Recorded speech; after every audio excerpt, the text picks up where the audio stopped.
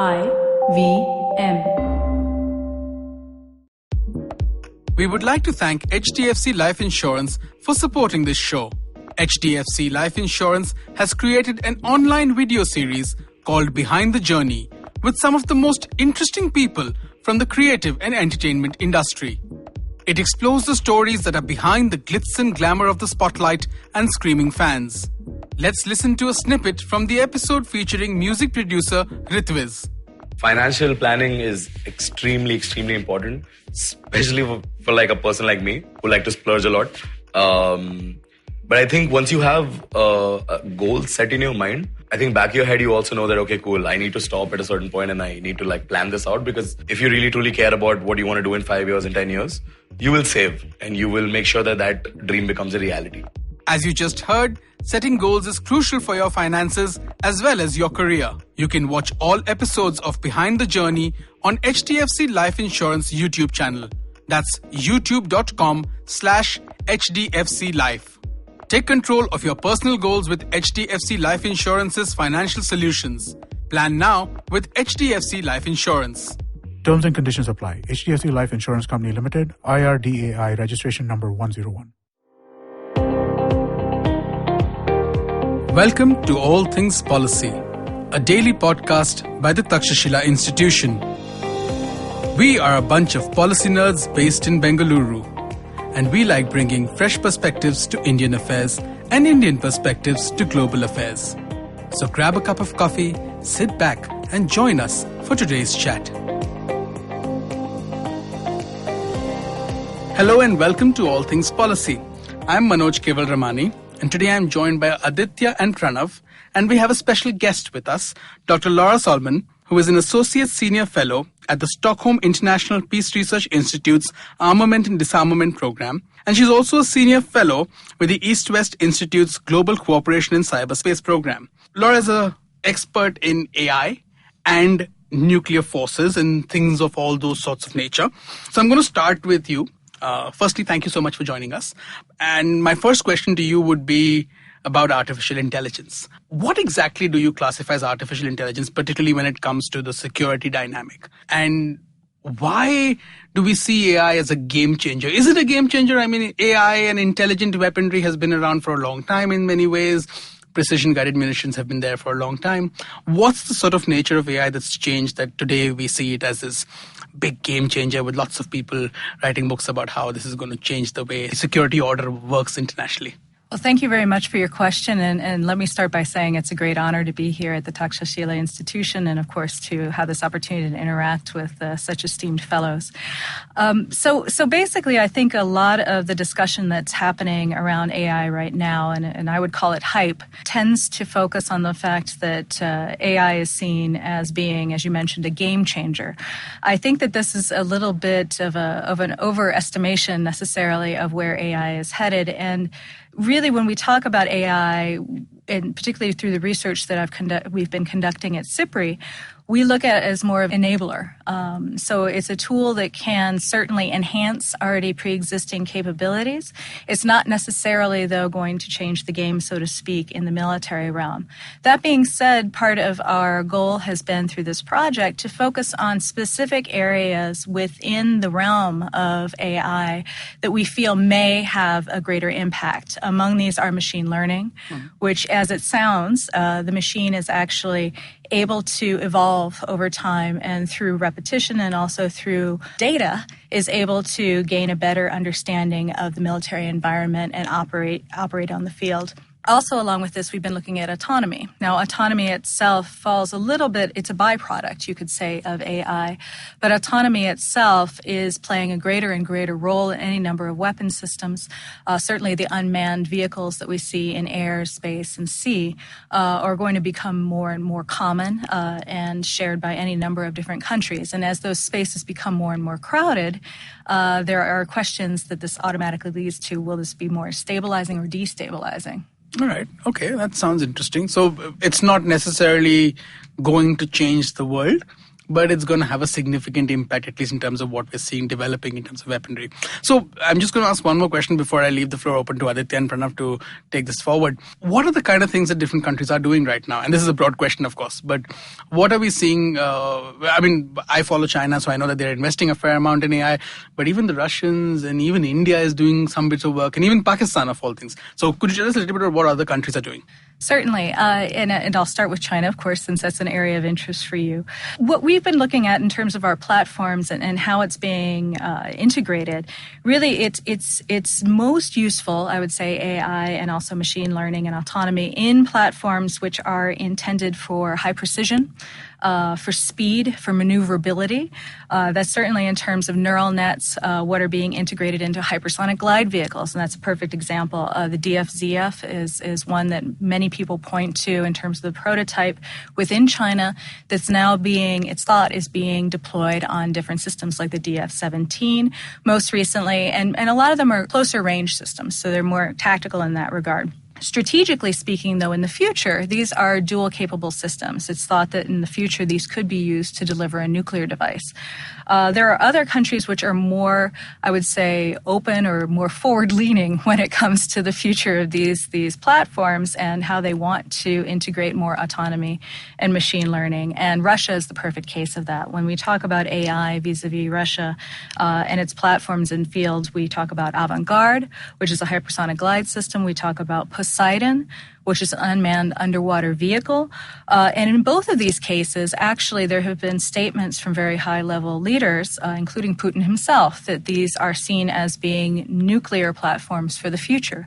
So you could see that certainly that in terms of their long range, the high precision and speed with which they strike their targets, they have the potential, and I don't want to use the term game changer, but they certainly have the potential to drive a certain level of competition among countries and also to lead to some destabilizing trends, particularly in terms of systems which are less controllable. Underwater vehicles are the perfect example of that because of communication being so limited in sea. And so there are concerns, obviously, if we are introducing an entirely new suite of unmanned underwater vehicles into an already crowded maritime environment. Aditya here, talking about these undersea vehicles, it would seem to me that we're seeing two parallel developments. One is that the physical platforms themselves are changing. You have, for instance, an undersea vehicle, or you have hypersonic boost glide weapons. And those are being combined with AI, and AI is really enabling some sort of autonomy. And doesn't that by itself cause some destabilization? I mean, the very fact that you might have a UAV parked out right next to your coast during a crisis, how risky is that? It was a terrific question. It's something we've dealt with a good deal in our project, largely because the maritime is already so crowded, particularly in certain areas. If we talk about, for example, the South China Sea, you already have unmanned vehicles that are conducting patrols, usually for reconnaissance, also for mapping and other purposes. The problem is, of course, that as we've seen at the conventional level, there have already been issues of both intentional and unintentional collisions at sea.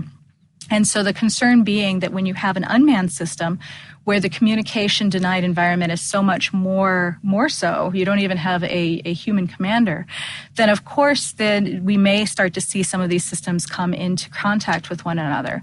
And you could see, certainly if we start to talk about some of these platforms being nuclear enabled, not only in terms of their propulsion, but also in terms of their payload, then that could be destabilizing at not just a conventional level, but also the nuclear level. And earlier during our discussion, I of course mentioned the Poseidon, and I think that's the perfect example of this. You have a platform which is long range, is intended most likely to have a nuclear payload and nuclear propulsion. So it is posing a new level of risk. So because if it is actually sitting off its coast and it detonates, say off the coast of the United States is a perfect example, then you're looking at not just contamination from the nuclear warhead, you're also looking at contamination from the nuclear propulsion system and the nuclear reactor on board. So it really speaks to not just country to country conventional issues in terms of stability. It also points to how strategic stability writ large at the nuclear level may be impacted in the longer term. Yeah. this may be pure speculation, but I really fear what would happen if this was used in a counterforce role. Say if a Poseidon was sent out into a suspected patrol box of an American ballistic missile submarine, and what would happen next? What if the submarine detected this? It's really scary. I also think about collisions between ballistic missile nuclear submarines. There was one that happened a decade back between British and French submarines. But what would happen, for instance, if two unmanned systems collided, or one of them had a mishap? How would you know what happened? Well, it's a terrific question. I mean, particularly at sea. I think when it comes to aerial vehicles, obviously it's an entirely different category, and it's much more apparent. One thing that I do want to emphasize when we talk about these unmanned systems is there is still a debate about whether they're stabilizing or destabilizing. There could be just as easily an argument made that they're more stabilizing. And I'll use the perfect example of altercations that have occurred, for example, at the border between India and Pakistan, right? When you have a human life at risk, when someone, whether it be a pilot or otherwise, is shot down over another zone and can be taken hostage and potentially harmed in some form or another, or, God forbid, is actually killed in such an incident. And I think of the EP3 incident between the U.S. and China, which happened, years ago. Those are the types of incidents that can actually, I think, be much more escalatory. And so there is an argument now that if you take the human element out of the risk cycle, then you may actually be creating a more stabilizing relationship among countries, right? They're not as worried about losing their military officers and others who are flying those planes or in the underwater zones. And as you rightly point out, if it's a conventional collision, generally speaking, we aren't going to know about it. If it's a nuclear collision, though, between two vessels undersea, we're probably going to have a better sense of what's happening. So on the point of it being the argument that it could be probably more stabilizing because the human element is no longer there, could it also then lead military planners and sort of the generals on the ground to start becoming more adventurous? Because the threshold is now shifted, right? Exactly. I think that and this is the double-edged sword that people like to talk about when we talk about autonomy, when we talk about machine learning, AI writ large. The destabilizing side of it is that if you're less concerned about losing your an officer on the ground or in the air and at sea, then you're obviously going to be more likely to send out not just a patrol, but actually to test the waters, so to speak, both literally and figuratively. And that can lead to some very destabilizing events. That being said, I think that for the most part, because there is still a human element to some degree, and this is part of the human in the loop discussion that we run into. Generally speaking, there is a life at stake at some point down the chain. And so I think that has been enough, at least for the current time, to keep, whether it be countries or various militaries, from engaging in risky behavior. But I can't say that will always be the case. Certainly, as these unmanned systems become more and more prevalent, as countries start to think about the advantages of this. And there have been discussions that even with the B-21 and other aircraft, right, in the United States, of whether it should be optionally manned. And in speaking, at least for the time being, with, for example, U.S. military commanders, officers, they tend to support still having a human on board because there is a certain level of human judgment that at the end of the day cannot be replicated by a machine. I would like to go back to China. And the Chinese have, for about 6 years now, have spoken of fighting informatized local wars. And they are designing capabilities that allows them to do so. How does artificial intelligence, or more importantly, autonomy and lethal autonomous weapons, allow them to fight such kind of wars? And in one sense, wouldn't that make them more dependent on networks and information? Well, certainly, if you're looking at lethal autonomous weapon systems, and frankly, within this sphere, we haven't reached that phase yet, where countries, or at least to our knowledge, are fielding systems which are entirely outside the loop, right? So they're human outside the loop. At the same time, I think that there are a number of countries who are at least probing to what level they can push that limit. And certainly for a country like China, which not only has this concept of informationalization or informatized warfare in the future. And they've been talking about it, frankly, since the early 90s, right? And since the Gulf War. This is not a new concept within the country itself. It's really just about establishing a more integrated command and control structure. And yes, it makes them more dependent upon IT and these information systems. But they're well aware of that, right? I think that as much as it's an Achilles heel, right, that can be exploited by those who want to use this opportunity in cyber means to infiltrate their opponent. At the same time, too, the Chinese have been quite adept, I think, at developing systems, and this is why they're working on quantum computing. This is why they're working on encryption to try to keep others out of their systems.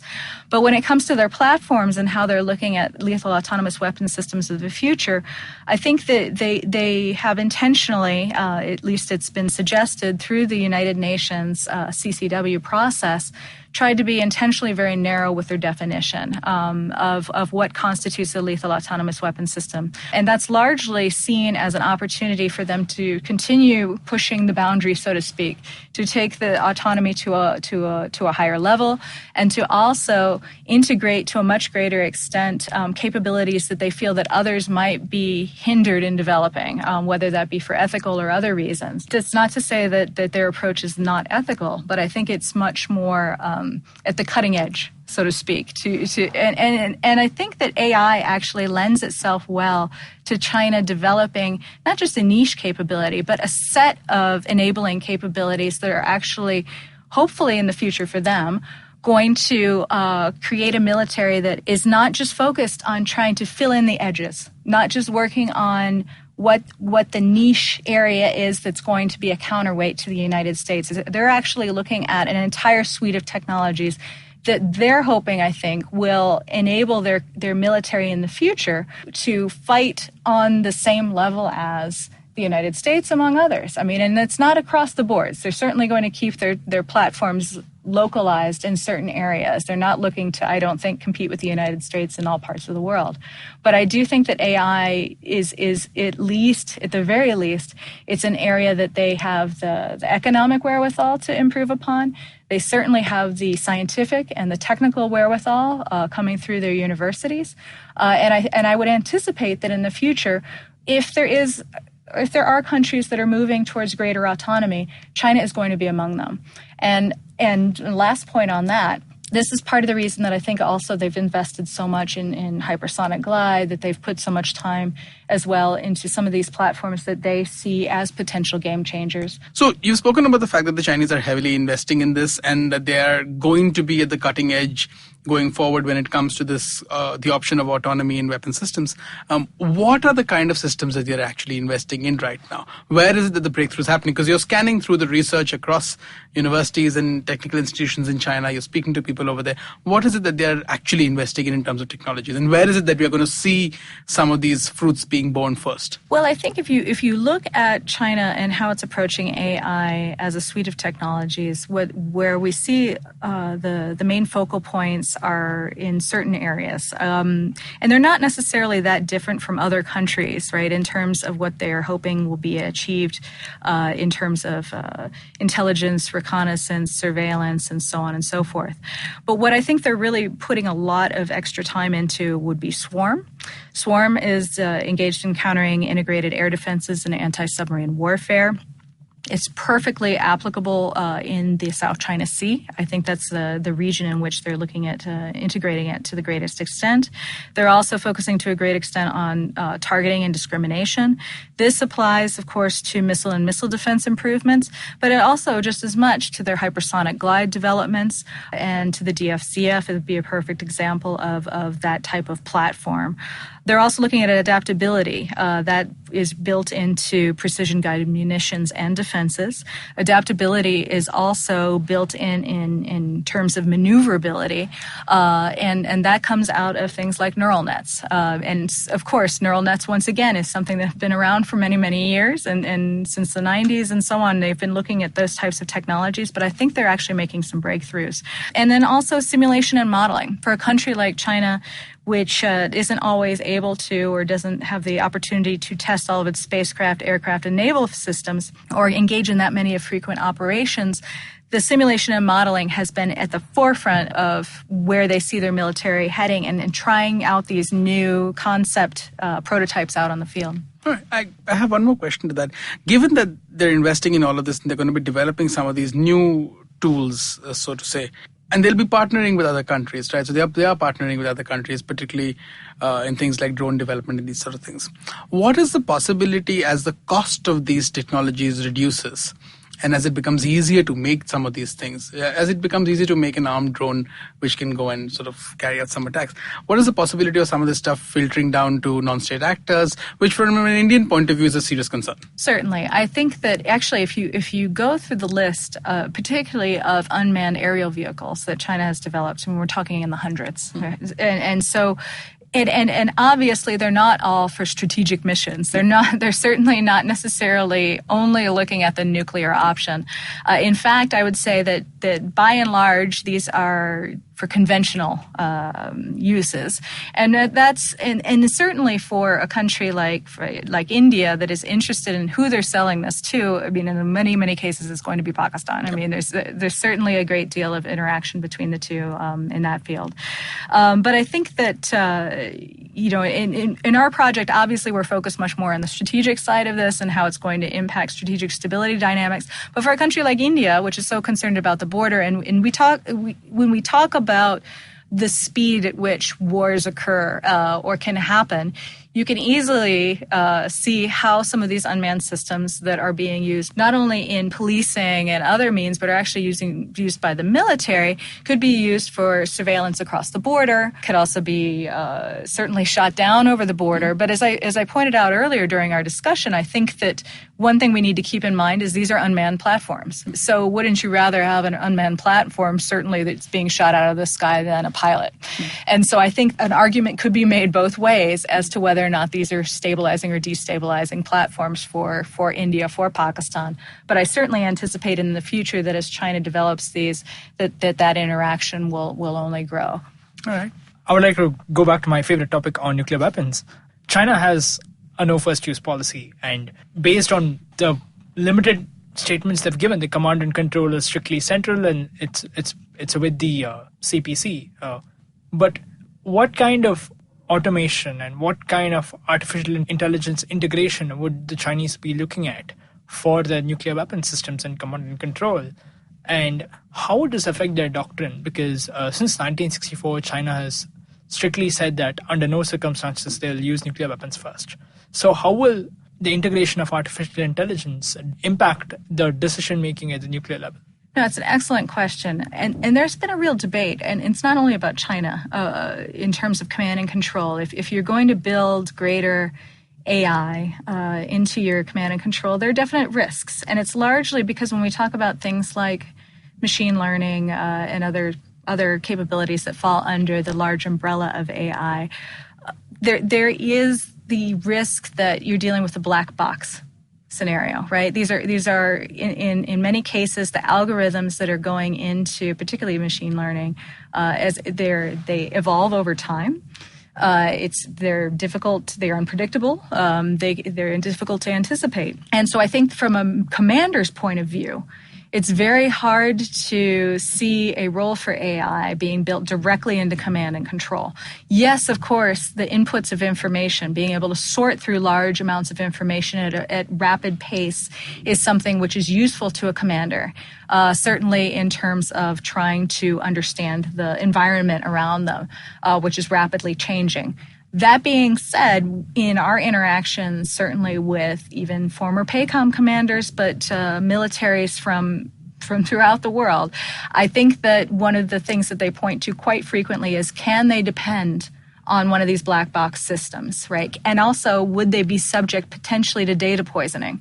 Yes, you're bringing in information from many disparate areas to fuel this, right? It's very data intensive, but there's a risk to that. And so I think at the end of the day, particularly for U.S. commanders, there's a real reticence to being willing to not only rely on, for example, a strategic bomber that's unmanned, but to also rely on a system which is telling you what to do, what decision to make, that you don't understand fundamentally what that algorithm is, or you don't have access to it ahead of time. And so that's the reticence that I've seen. What concerns me is that in these discussions, and certainly the workshops that we've run in other countries, and that includes China, that you hear this argument coming from U.S. commanders, right? They express their concerns about where AI is headed and some of the reservations about applying this directly in command and control and allowing a machine to make the decision.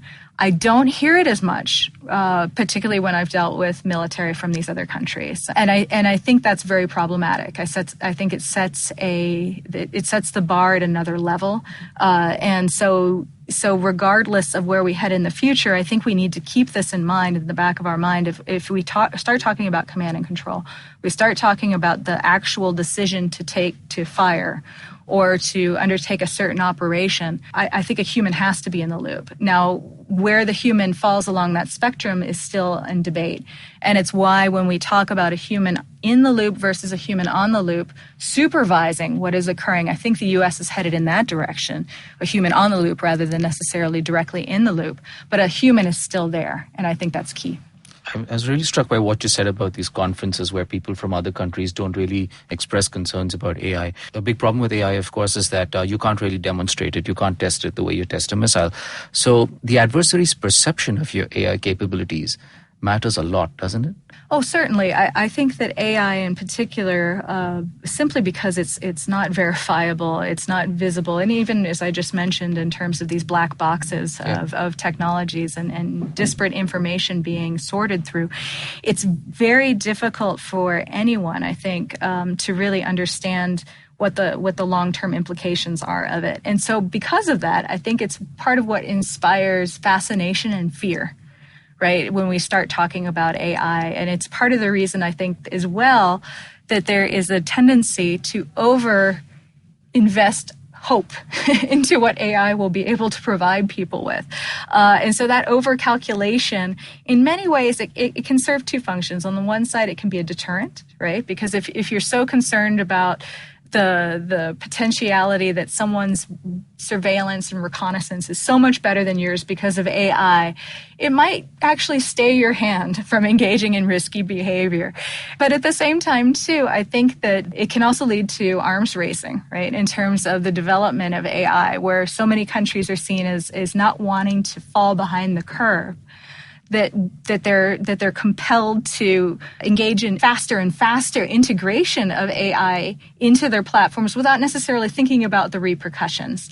And this is part of, I was talking about the United States a bit earlier when we were talking about command and control, and the reticence of commanders to integrate it into command and control.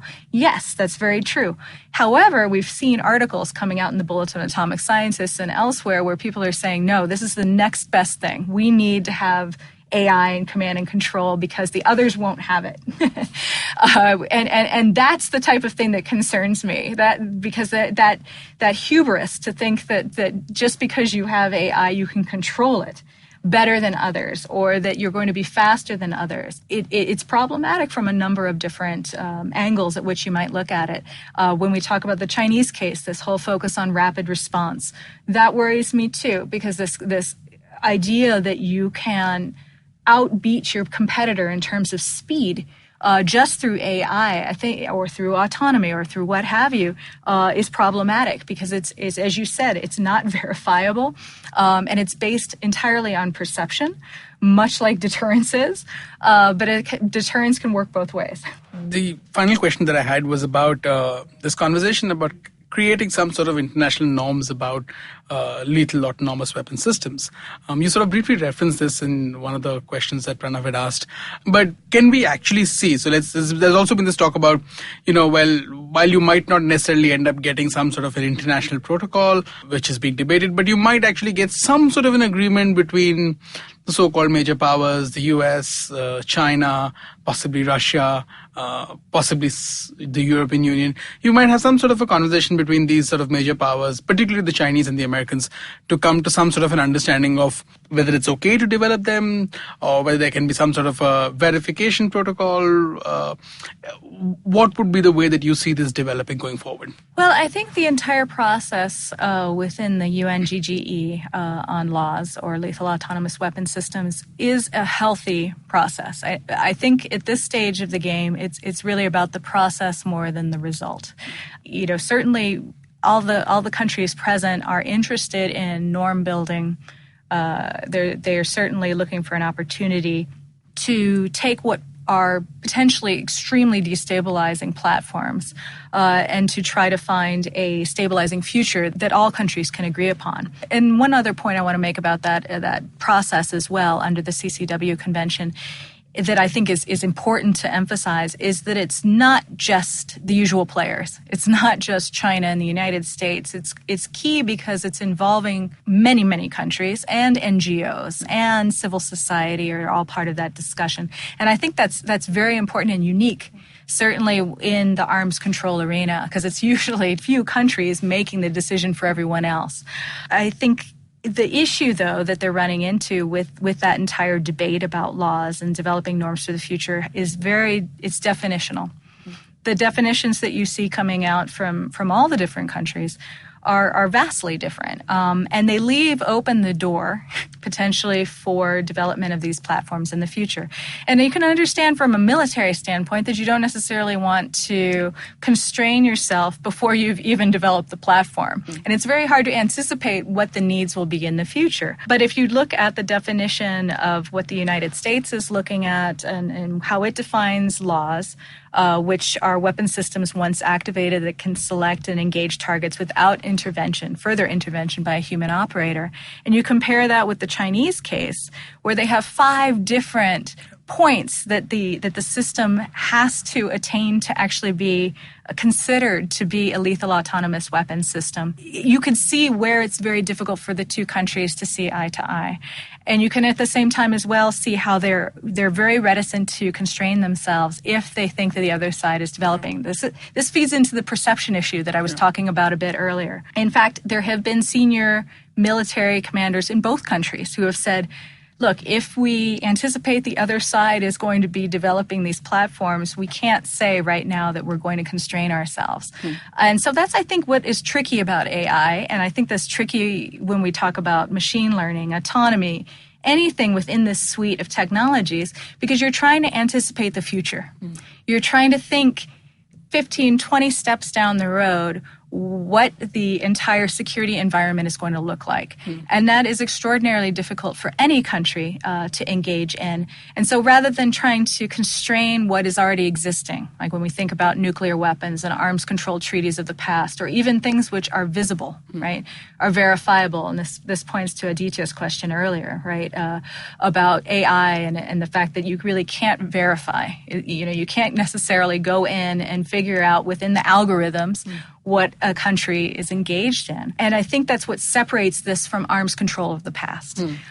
You're first of all trying to anticipate what weapon systems are going to look like in the future, anticipate what your security environment is going to look like in the future, and, oh, by the way, try to control an entire suite of technologies which are ill-defined and that in many cases are reliant upon something as ephemeral as an algorithm. And so that's why I think in the future, I'm not that optimistic, frankly, about developing a common norm among countries when it comes to lethal autonomous weapons systems or these technologies.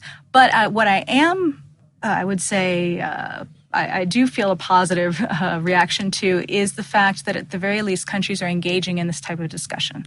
I think this type of discussion is extraordinarily important because at the very least it creates a common ground for being able to understand the way other countries are thinking about and conceptualizing these issues.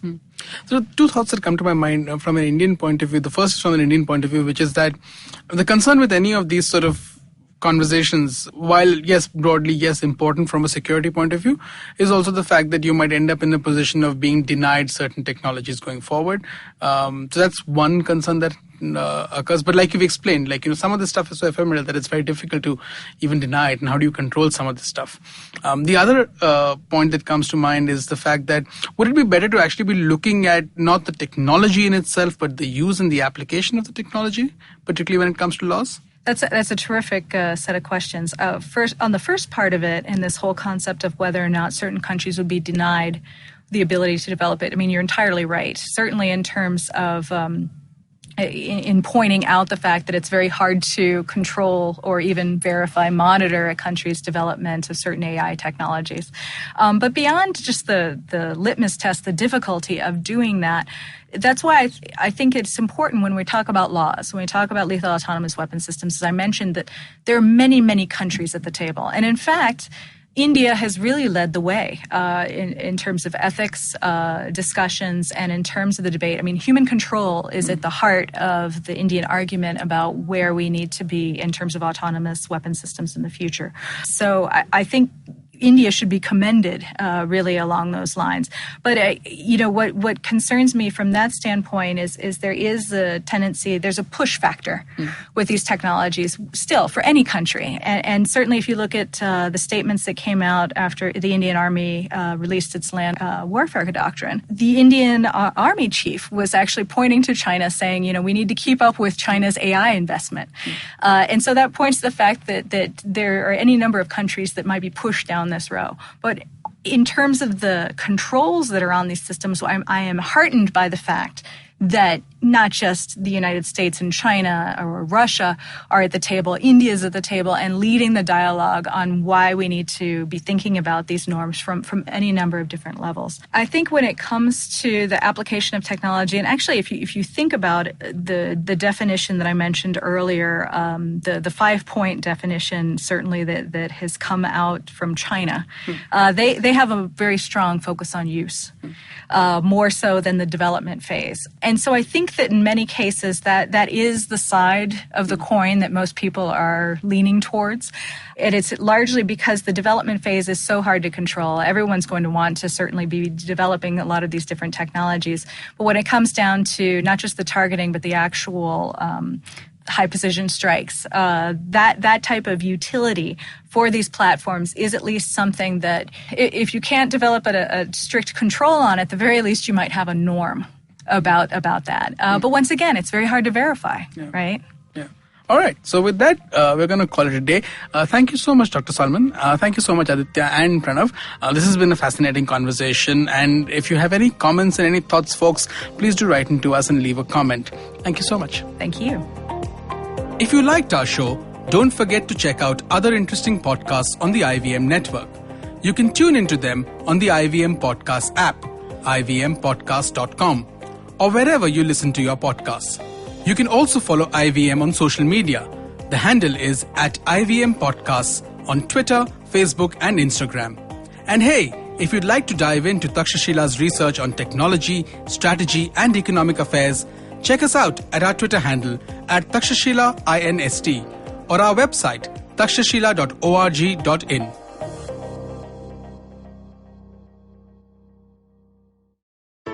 I hope you enjoyed that show. We'd like to thank our sponsors on the network this week. Thank you, HDFC Life, for coming on board. Also, would like to thank Storytel for continuing the long-time advertising that they've been doing with us. And if you have a brand and you'd like to advertise with us, please send us an email. We'd love to talk to you.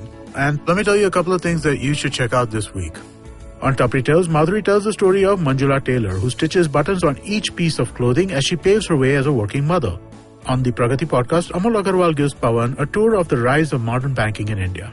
On Edges and Sledges, there's a bonus episode out where DJ, Ashwin and Varun have a special guest on, Craig McMillan, former New Zealand cricketer. On Paisa Vaisa, Anupam is joined by Avinash Luthria, a SEBI-registered investment advisor, to talk about 5 common misconceptions around investing. On Pulya Bazi, hosts Saurabh and Pranay discuss the randomized control trials that led to the economics Nobel Prize. Thanks and keep listening. Welcome to Peak Planet, a new podcast where we delve into the fallouts of the growth path that we, and indeed much of the world, has chosen. Sustainable growth is the buzzword, Until we nail that down, we need to ensure that we keep our population healthy and also have the resources for our increasingly urban lifestyles. I'm Karthik Ganesan, a researcher at the Council on Energy, Environment and Water, a Delhi-based policy research institute where for almost a decade we've been trying to explain and change the use, reuse and misuse of our resources. In the first season of Peak Planet, we take up air pollution, public enemy number one and an invisible one at that. Increasingly, the most important risk factor for adverse health outcomes, air pollution has become the most unwanted byproduct for an aggressively growing economy. Over 4 episodes, we find out how prepared our systems are to deal with this crisis. You can catch the entire first season of Peak Planet out now on the IVM Podcasts app or website, or wherever you get your podcast from.